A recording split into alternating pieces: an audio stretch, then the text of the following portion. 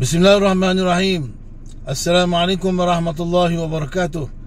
Alhamdulillah wa bihi nasta'in. Wassalatu wassalamu ala Muhammad khatamin nabiyyin, imam al-muttaqin wa ala alihi wa ashabihi ajma'in. Amma ba'.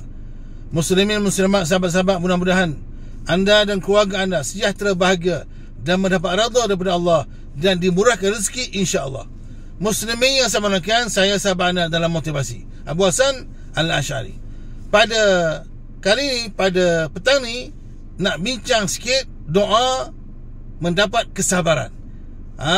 Nak share dengan tuan-tuan pada kali ini doa agar kita menjadi insan yang sabar dan penyabar.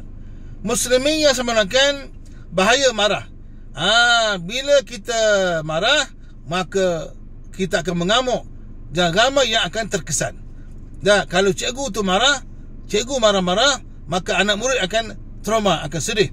Kalau pengetua marah, guru besar marah, cikgu-cikgu pula hilang semangat nak mengajar.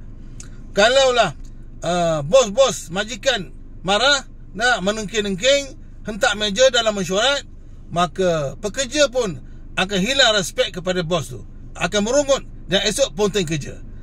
Kalau pemimpin marah-marah, menindas rakyat, tak tunaikan janji, rakyat pun akan marah, akan memakai hamun pemimpin tu. Jadi bahaya betul marah ni. Jadi macam mana nak hilangkan marah?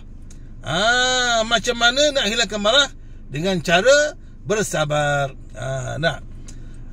Ada seorang sahabat datang jumpa Nabi, "Ya Rasulullah, bagi tahu kepada aku satu perkara yang boleh aku buat supaya Allah masuk dalam syurga."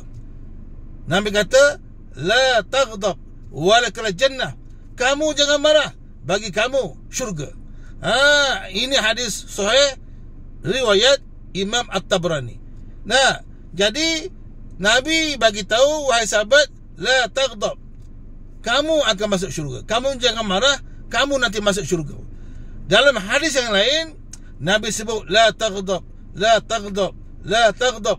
3 kali dia mengulang. Nabi ulang, jangan marah, jangan marah, jangan marah.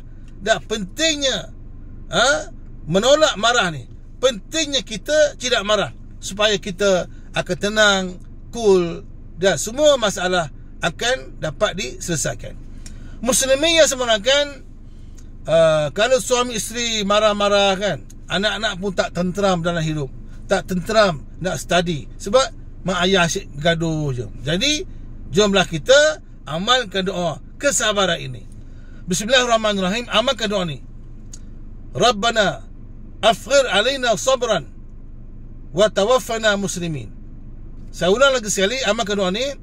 Rabbana afghir alaina sabran wa tawaffana muslimin.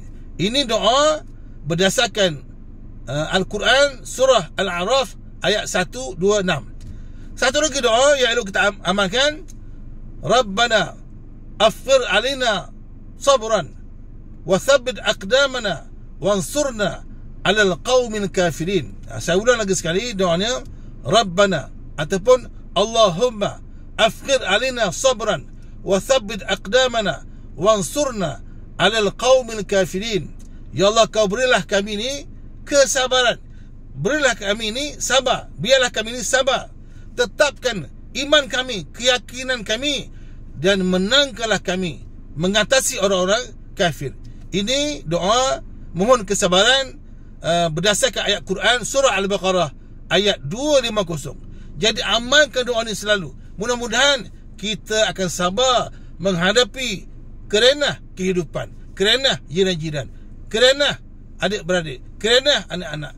Bila kita bersabar, Allah beri kita tambah iman kita dan beri kita kesejahteraan hidup insya-Allah. Tuan-tuan sekalian, follow saya di TikTok Ustaz Abu Hasan. Ila liqa. Ma'assalamah. Arjukum daiman fi sirr wa sa'adah. Anta insya-Allah satanjah fi hayah. Narakum fi next video insya-Allah. Baik. Jumpa lagi. Terima kasih.